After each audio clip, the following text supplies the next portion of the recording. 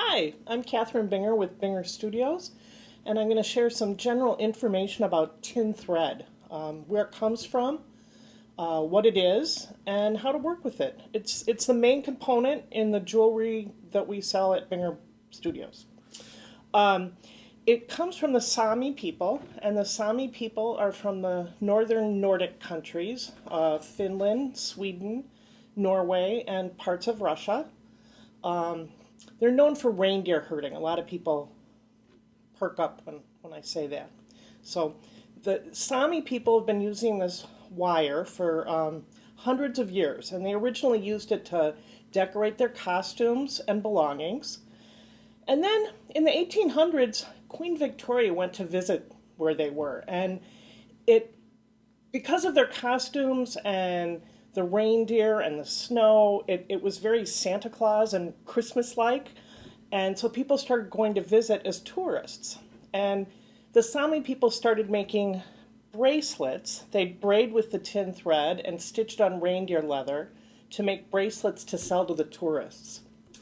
Um, I first learned about it through these bracelets. I love working with this tin thread, and I've started branching out and doing all kinds of other things with it besides the Sami bracelets.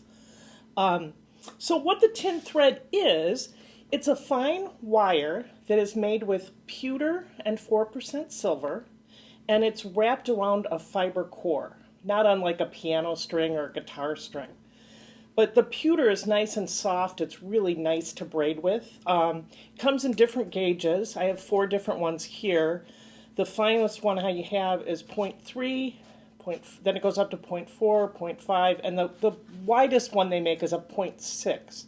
And the number refers to what the diameter of the wire is before it gets wrapped around the fiber core. So you can unravel it, and this is something you'll be doing later on after you're done braiding. You kind of unravel it, and there's that fiber cord, and you can tell that it was spiraled. So that's what the tin thread is. Then how do we work with it? Well, mostly it's braiding.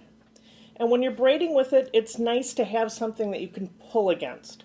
So I first learned about it with a clamp like this that you can clamp to a table, and then a paper clip is attached. You could use a C-clamp, same way. This is my favorite clamp right now. It accommodates lots of different thicknesses of a table. So this is what I usually use. That being said, I have students and other people who come up with creative ideas. I have a cousin who uses a safety pin under her ironing board, and that's what she braids against. Or my husband says, you could put a string on a doorknob. Just anything that you can braid against. So this is the clamp I use. Clamp it onto the table. I've got a paper clip here. And what you're going to do is, when you're going to start to braid, you take your tin threads, fold them in half, and you're going to put them on the paper clip. And that's where you're going to start braiding. And that's all you need to know for now. I hope you enjoy braiding with the tin thread as much as I do. I really enjoy it a lot. Thank you. I am going to demonstrate a simple 6-strand braid. I've got 3 lengths of tin thread. For demonstrating, I'm using a 0.6 gauge, so it's a little fatter than what comes in your kit. I folded it over the paper clip. I'm going to give it a little pinch, keep it from slipping.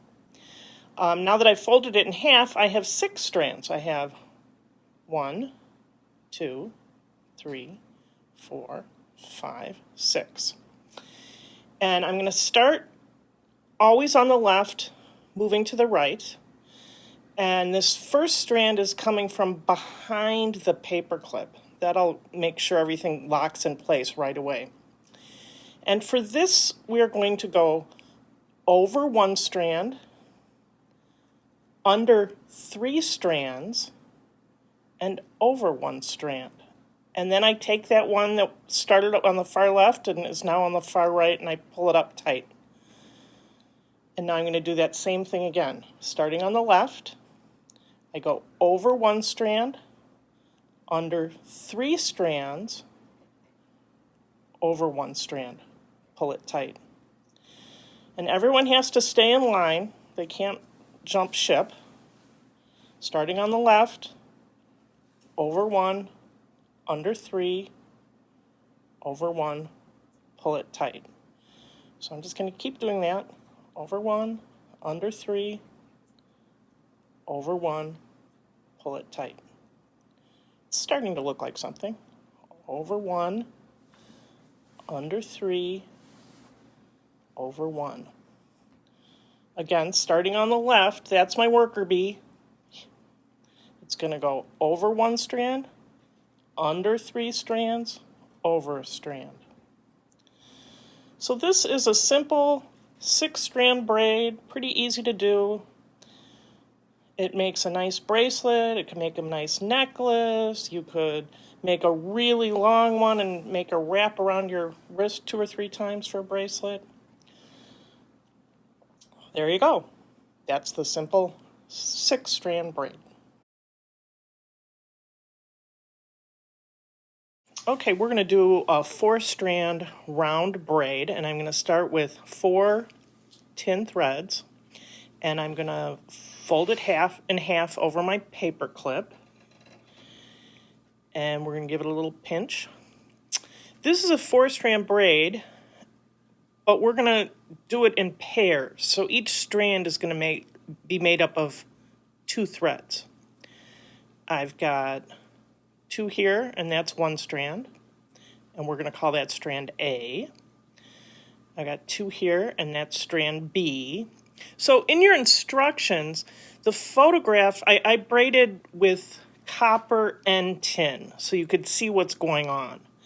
In my demonstration here, I'm using all tin, but I am using 0.6 gauge, so hopefully it'll be a little bigger and you can see what's going on. So back to this was A. This is B. This pair here is C, and the far right one is D. Okay. To start, we're going to start with A. A is going to be, it's kind of folds back and comes up in between C and D. And then it gets folded over C, and it's now back over onto the left side. Now we're going to start on the right side with D. D is going to get folded back and placed in between A and B, and it gets folded over A. Now we've got D and C on the right side, and we've got B and A on the left side. Now if you notice, B is on the left and it's the highest pair. That's the one that's going to get worked next. So it gets folded back in between the C and D on the right and folded over, and it gets back on the left.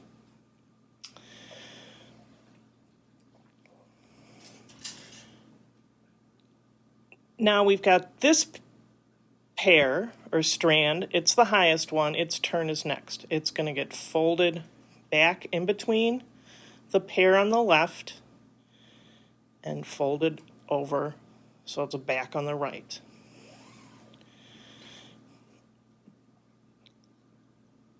The one on the left is the highest one.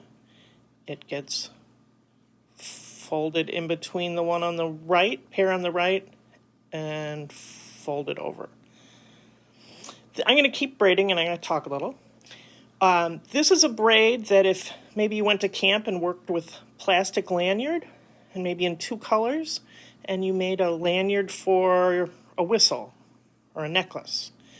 This is the same braid, but it's more fun to work with tin thread.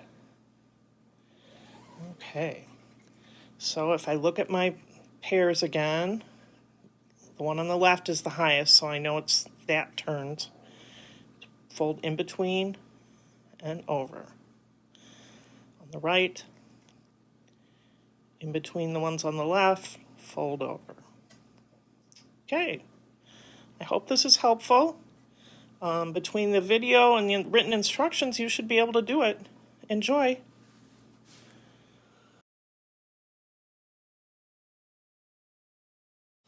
Okay, we're going to do a 7-strand braid. This one's really, I think it's kind of fun, and I love the results. So I've taken 7 strands of tin thread and folded it over a paper clip. I'm using 0.6 gauge, probably a little fatter than the gauge that came in your kit, but it's easier to see what's going on. I'm going to be starting on the left and moving to the right. I'm going to take everyone's going to get paired up. So there'll be 7 strands, and a strand is made up of a pair. So there's one pair. And my first pair, I only care about the first one that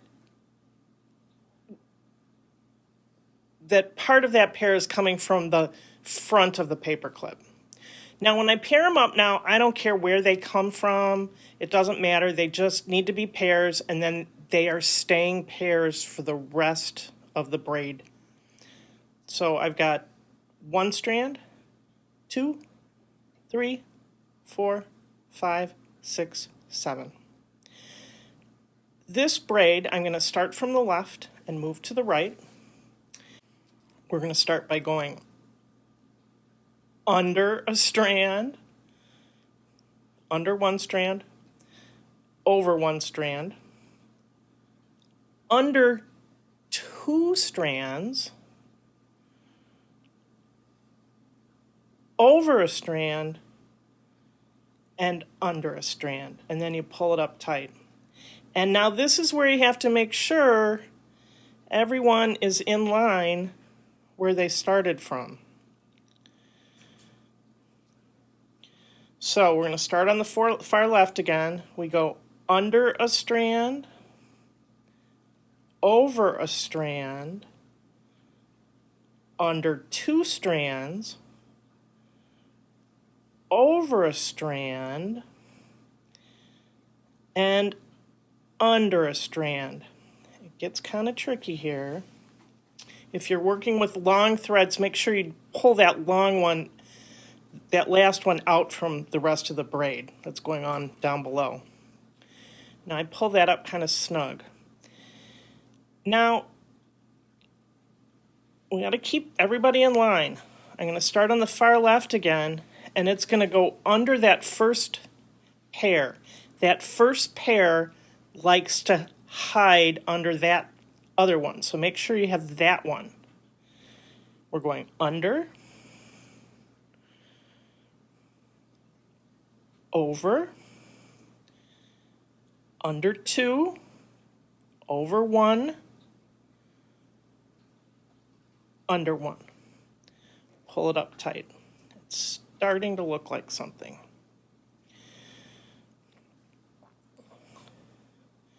So it's evident what's the far left one. I know what one I'm going to start with.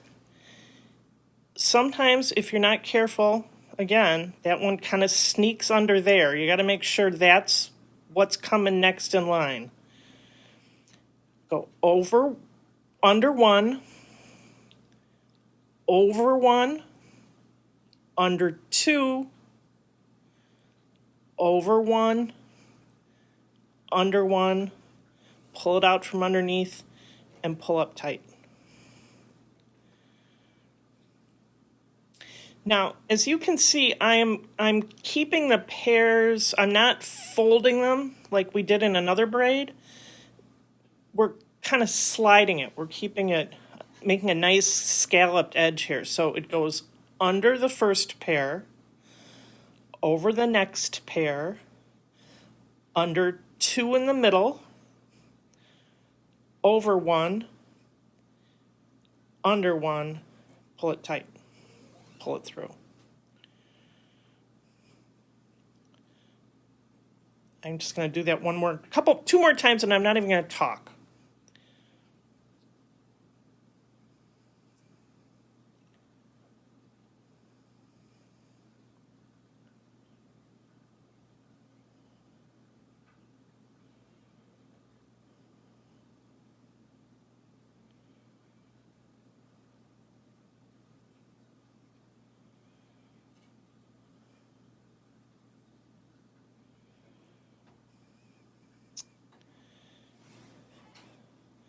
So the trick to this braid is keeping each pair together and making sure they don't cross over each other.